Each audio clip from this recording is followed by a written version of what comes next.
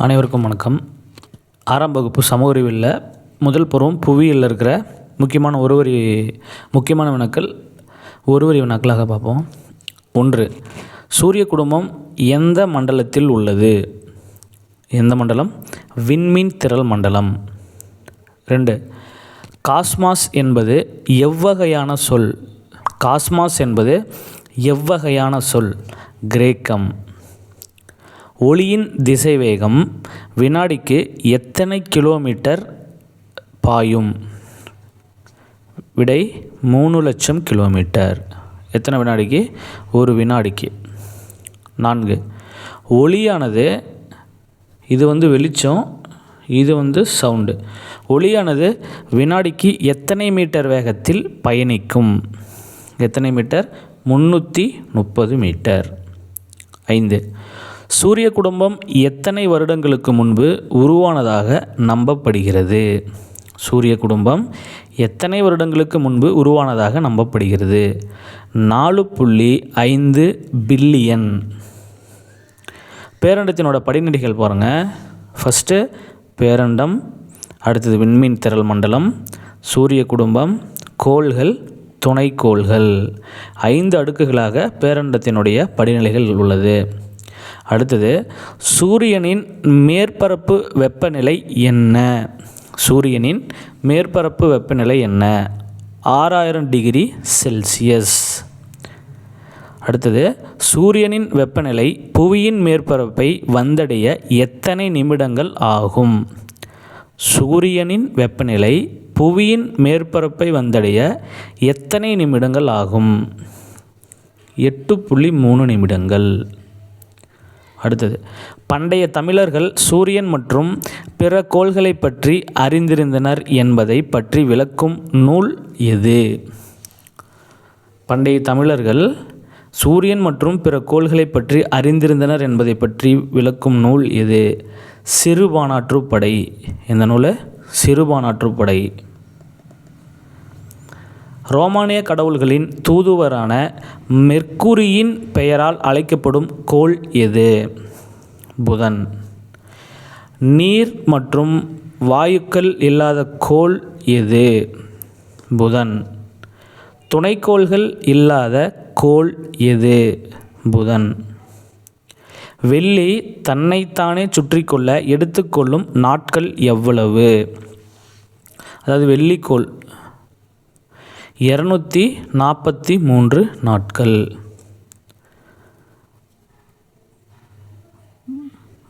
அடுத்தது புதன்கோள் போன்று துணைக்கோள் அல்லாத மற்றொரு கோள் எது? புதன்கோள் போன்று துணைக்கோள் அல்லாத மற்றொரு கோள் எது? வெள்ளி. அடுத்தது அன்பு மற்றும் அழகை குறிக்கும் ரோமானிய கடவுளின் பெயர் என்ன? அன்பு மற்றும் அழகை குறிக்கும் ரோமானிய கடவுளின் பெயர் என்ன? வீனஸ். நிலவிற்கு அடுத்தபடியாக இரவில் பிரகாசமாக தெரியும் விண் பொருள் எது? வெள்ளி. புவி சூரியனை வினாடிக்கு எத்தனை கிலோமீட்டர் வேகத்தில் சுற்றி வருகிறது? புவி சூரியனை எத்தனை கிலோமீட்டர் வேகத்தில் சுற்றி வருகிறது? 30 கிலோமீட்டர். புவியின் ஒரே துணைக்கோள் எது? நிலவு. சூரியனுக்கும் புவிக்கும் இடையே உள்ள தொலைவு எத்தனை கிலோமீட்டர்? சூரியனுக்கும் புவிக்கும் இடையே உள்ள தொலைவு எத்தனை kilometre? 150 million kilometre. 150 million kilometre. மணிக்கு 800 கிலோமீட்டர் வேகத்தில் செல்லும் வானூர்தி சூரியனை சென்றடைய ஆகும் வருடங்கள் எத்தனை? 21 வருடங்கள். செவ்வாய் எந்த கடவுளின் பெயரால் அழைக்கப்படுகிறது? மார்ஸ். செவ்வாயின் மேற்பரப்பு செந்நிறமாக இருக்க காரணம் என்ன? அதாவது செவ்வாய்க்கோளின் மேற்பரப்பு செந்நிறமாக இருக்க காரணம் என்ன? இரும்பு ஆக்சைடு. இரும்பு ஆக்சைடு அதிகமாக இருப்பதால் செந்நிறமாக காட்சியளிக்கின்றது. செவ்வாயின் துணைக்கோள் எத்தனை? 2. எந்த கோளை ஆராய மங்கள்யான் விண்கலம் அனுப்பப்பட்டது? செவ்வாய். சூரிய குடும்பத்தின் மிகப்பெரிய கோள் எது? வியாழன். ரோமானியர்களின் முதன்மை கடவுள் ஜூபிட்டர் பெயரால் அழைக்கப்படும் கோள் எது? வியாழன். ஐயோ, யூரோப்பா, கனிமீடு, கேலிஸ்டா பெயர்கள் எதனுடன் தொடர்புடையது? மிகப்பெரிய துணைக்கோள்கள். எது எது? ஐயோ, யூரோப்பா, கனிமீடு, கேலிஸ்டா. வளையங்கள் கொண்ட கோள் எது? சனி. துணைக்கோள்களுடைய எண்ணிக்கைகள் பாருங்கள். நெப்டியூன் 14, சனி 62, செவ்வாய் 2, வெள்ளி 0, புதன் 0, புவி 1, வியாழன் 67, யுரேனஸ் 27. அடுத்தது, சனிக்கோளின் மிகப்பெரிய துணைக்கோள் எது? சனிக்கோளின் மிகப்பெரிய துணைக்கோள் எது? டைட்டன். உருளும் கோள் என்பது எந்த கோள்? உருளும் கோள் என்பது எந்த கோள்? சனி. வில்லியம் ஹெர்ஷல்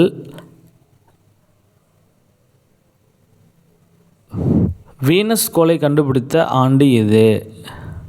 வீனஸ் கோளை கண்டுபிடித்த ஆண்டு எது? 1781.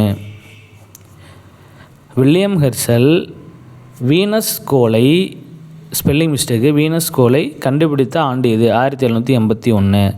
தொலைநோக்கியால் கண்டுபிடிக்கப்பட்ட முதல் கோள் எது? தொலைநோக்கியால் கண்டுபிடிக்கப்பட்ட முதல் கோள் யுரேனஸ். யுரேனஸ் கோளில் உள்ள வாயு எது? மீத்தேன். குளிர்ந்த கோள் எனப்படும் கோள் எது? குளிர்ந்த கோள் என அழைக்கப்படும் கோள் எது? நெப்டியூன். நிலவு புவியை சுற்றி வர எடுத்துக்கொள்ளப்படும் நாட்கள் எவ்வளவு? நிலவு புவியை சுற்றி வர எடுத்துக்கொள்ளும் நாட்கள் எவ்வளவு? 27 நாட்கள் 8 மணி நேரம். 27 நாட்கள் 8 மணி நேரம். நிலவு புவியிலிருந்து எத்தனை கிலோமீட்டர் தொலைவில் உள்ளது? நிலவு புவியிலிருந்து எத்தனை கிலோமீட்டர் தொலைவில் உள்ளது? 3,84,400. 3,84,400 கிலோமீட்டர். மனிதன் தரை இறங்கிய ஒரே விண்பொருள் எது? நிலவு. நிலவை பற்றி ஆராய இந்தியாவால் அனுப்பப்பட்ட முதல் விண்கலம் எது? சந்திராயன் 1. சந்திராயன் 1 என்ற விண்கலம் விண்ணில் செலுத்தப்பட்ட ஆண்டு எது? 2008.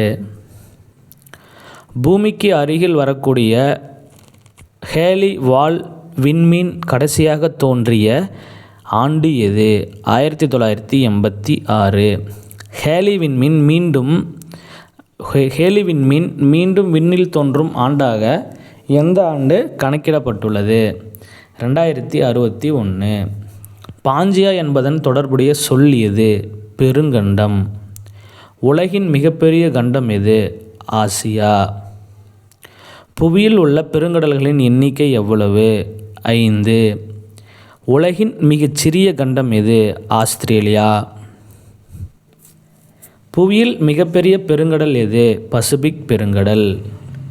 மிக நீண்ட கிலோமீட்டர் தொலைவு உள்ள ஆசியாவின் மலைத்தொடர் எது?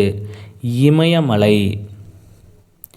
மிக நீண்ட கிலோமீட்டர் தொலைவில் உள்ள வட அமெரிக்காவின் மலைத்தொடர் எது? ராக்கி மலைத்தொடர். மிக நீண்ட கிலோமீட்டர் தொலைவு உள்ள தென் அமெரிக்காவின் மலைத்தொடர் எது?